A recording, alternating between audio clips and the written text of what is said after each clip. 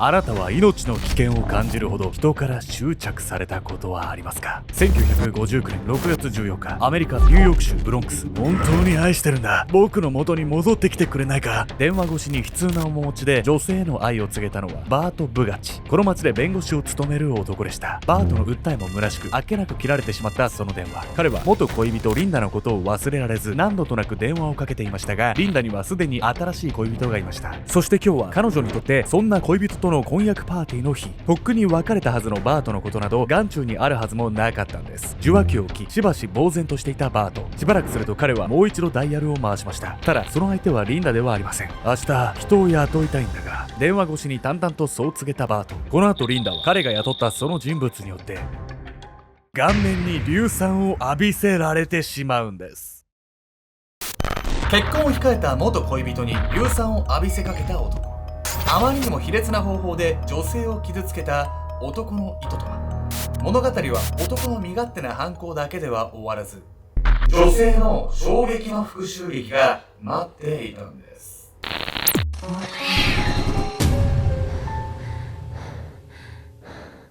おそす、最近禁酒してます。ケンちゃんです。好きな飴は金のミルクヤミコです。最近お酒控えてるんですよ。なんで？健康になるの？お酒控えたら。1日1杯ぐらいだったらね、脳にいいとされてるんですけれども、僕一回飲んだら結構飲んじゃうんで、あんまり酔わないんですけど、残っちゃうじゃん、ちょっと。友達に誘われたらまあ行っちゃうんですけど。陽明酒とかにすればいいじゃん。本日ご紹介するのはアメリカ・ニューヨークで起こった狂気的なストーカー事件について。犯人はあまりにも非道な方法で被害女性の人生をめちゃくちゃにしてしまうんです。ストーカーってだけでも怖いじゃない。人生をめちゃめちゃにされるってどんな恐怖体験なのよ。今回はですね、好きな相手によくそんなことができるなって、それで本当に好きって言えんのかい、そういうのが問われるような事件ですよ、これ。そもそもですね、女性とストーカーの関係性っていうのは出会ったその時から波乱万丈だったんです。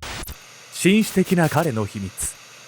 1958年、アメリカ・ニューヨーク州ブロンクス。もうかけてこないで、やめて。電話の音に身を震わせていたその女性はリンダ・リス。彼女はここ数ヶ月、ある男からの執拗なストーカー被害に遭っていました。毎日1時間おきにかかってくる自宅への電話。来る日も来る日も届けられるラブレターやプレゼントの数々。男の狂気じみた執着心にリンダは完全に疲弊しきっていました。こんな人だとは思わなかった。そう、リンダは当初その男に決して悪い印象を持ってはいなかったのですが、あることをきっかけに男は表変してしまったんです。2人が出会ったのはこの時から約1年前のこと。すみません。すごく綺麗な方だったので、つい声をかけてしまいました。1957年の秋、公園でリンダに声をかけてきたのはバート・ブガチ。メガネにスーツ姿の一見して紳士な男。その見た目とは裏腹に、バートの目的は完全なナンパ。ブロンドの美しい瞳を持つリンダを一目見て気に入った彼は、何度もしつこく住所と電話番号を聞いてきたんです。一方のリンダは、容姿端麗にもかかわらず、恋愛には少し奥手な女性。男性から声をかけられることにも不慣れだった彼女は、その場を早く切り上げようと、つい連絡先を教えてしまうんです。以来バートからは何度となくデートの誘いが。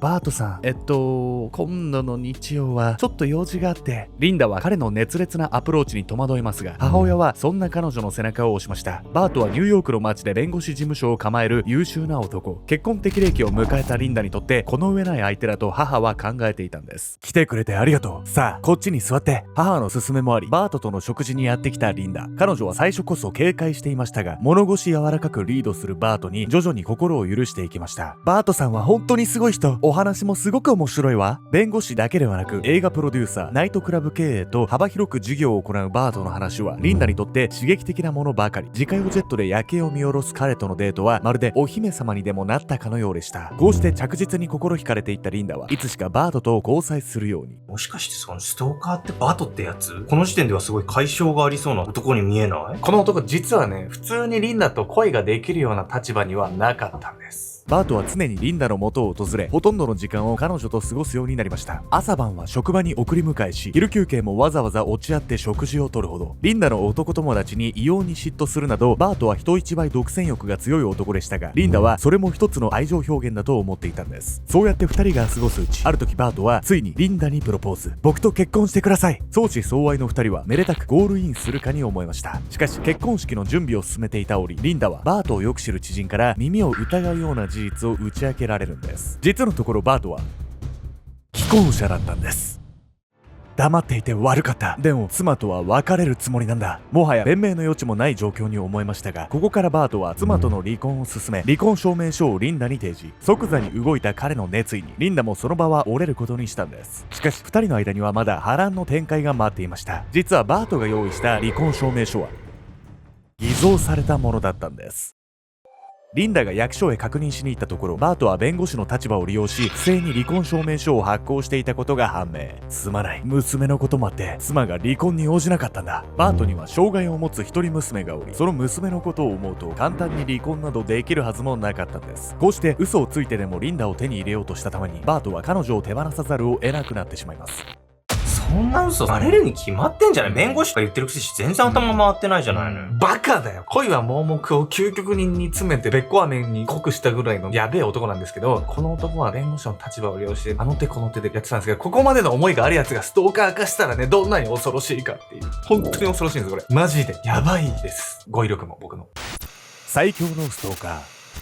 お願いです。助けてください。1958年12月、度重なるバートのストーカー行為にリンダはついに警察署へ駆け込みました。この頃にはバートは電話や贈り物では飽き足りず、毎日のようにリンダの前に現れるように。しかし警察の反応は冷たいものでした。まあ、当人同士で解決してくださいよ。これにも事情があってですね、当時はストーカーが規制の対象ではなかったんです。というわけで本日のメトラキーワード、ストーカー規制法について。バートの必要な付きまといがそうだったように、初期段階のストーカー行為は精神的な嫌がらせがほとんど、傷害や殺人などの実害に直ちにつながらない側面から長く犯罪とは見なされていませんでした。しかし1988年カリフォルニア州で職場の同僚にストーカー行為を働いた男リチャード・ファーレーが7人を殺害する事件を起こします。翌年には女優のレベッカ・シェイファーが自宅でストーカーに銃殺される事件なども相次ぎ、1990年ついにアメリカで最初のストーカー規制法が作られるんです。この時設けられたストーキングの規定は意図的で悪意があり、かつ繰り返される付きまといや嫌がらせ、このように付きまとい行為が殺人に発展して初めてストーカーは犯罪だという認識が生まれたんです。警察にも相手にされず、誰を頼ることもできなくなったリンダはただただ神経をすり減らす日々を送っていました。そんな彼女の陰鬱な気持ちに拍車をかけるかのように、さらなる不幸が襲います。リンダ、悪いがもう君を雇うことはできない。突如として言い渡された解雇。バートは職場にも電話をかけてきたり、仕事中に呼び出したりするため、リンダは仕事にも支障をきたすようになっていたんです。あの男のせいで全部めちゃくちゃ。もうどうしたらいいの？この男マジで何がしたいの？リンダのこと好きなんでしょ？不幸にしかしてなくない？結局ね、自分のことしか考えてないんですよ。実はこの後リンナにも少しだけ救われる時が訪れるんです。ただし、そんなリンナの幸せな姿をバートが指をくわえて見てるだけなわけがなかったんです。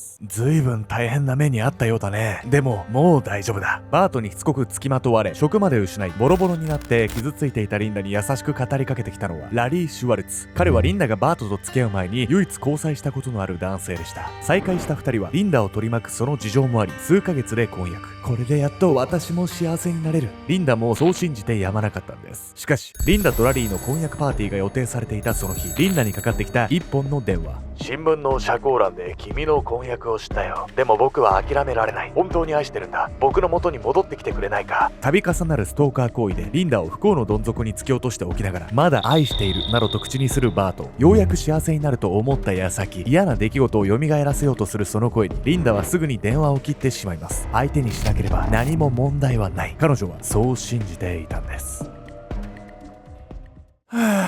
昨日はすごく幸せだったな。1959年6月15日午前8時、リンダは濡れた髪をまとめながら婚約パーティーの余韻に浸っていた。そんな折、突如として鳴り響いた玄関ベル。リンダ、あなたに贈り物が届いてるみたいよ。あら、きっと誰かが結婚祝いを送ってくれたのね。リンダはそうつぶやくと、上機嫌にドアから顔を覗かせた次の瞬間、リンダの顔面を襲った焼けるような痛み。玄関で待ち構えていた配達員は彼女に何かの液体を思い切り浴びせかけた。任務完了と。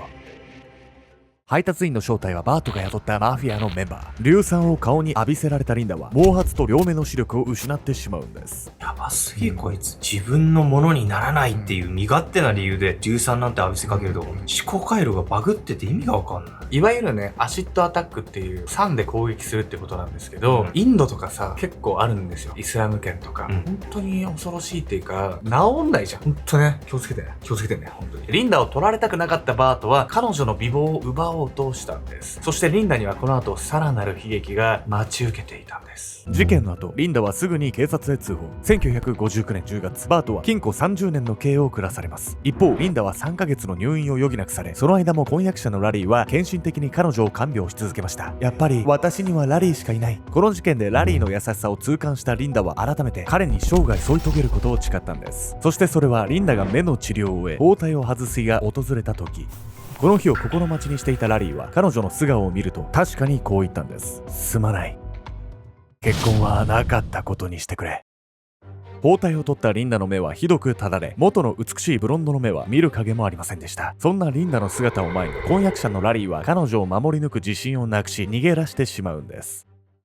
この後に及んで婚約破棄ってさ、リンダが綺麗だったから結婚しようとしてたっていうことの裏返しじゃないこれ。そうとも取れちゃいますよね、傍から見るとね。ただね、このバートによって人生のあらゆるものを奪われてしまったリンダなんですけど、バートとリンダの物語はここで終わらないんです。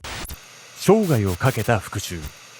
硫酸を浴びせられた一件以来、仕事を探したり旅行にも積極的に出かけたり、なるべく元と同じ生活を心がけ、どうにか再起を目指そうとしたリンダ。ただ彼女がいくら奮闘しようとどうにもならなかったのが恋愛のこと。実は27歳の頃には新たに男性からプロポーズされることもあったのですが、その男性もまたサングラスを外したリンダの目を見ると静かに去っていったといいます。私を好きになってくれる人なんてもうどこにもいないのよ。人生で2度目のその屈辱に日に日に塞ぎ込むようになっていったリンダ。彼女の人との関わりはいつしかたまに自宅へ送られてくる手紙だけになっていました。僕は永遠に君のものです。愛しています。これからもずっと。そう、その手紙の送り主は服役中のバート。ずうずうしいなこいつ。手紙を開くたび彼の非道な行為の記憶が頭をよぎり、リンダは憤りを募らせていきました。あんな目に合わせておいてよくこんなセリフが吐けるわね。しかし逮捕以来14年間届き続けていたバートの手紙はある時パタリと止まってしまいます。その理由が発覚したのは1974年3月のこと。僕はあの事件からもずっとリンダのことを愛してるんです。テレビの中でそう語るのは模範囚として予定より早い14年の刑期で仮釈放となったバート。事件は当時としては注目度が高く、出所に際しても彼はインタビューを受けることになったんです。そしてバートがインタビューを引き受けたことにも彼なりの理由がありました。きっとこれをリンダが見ていると信じて、僕は今でも君と結婚したい。そう、手紙が届かなくなったのは出所した今、バートにリンダへの接近禁止命令が出されていたため、テレビを介したプロポーズは彼がリンダに思いを伝えるための唯一の手段だったんです。どうかしてるわ。リンダの人生を奪った張本人でしょ。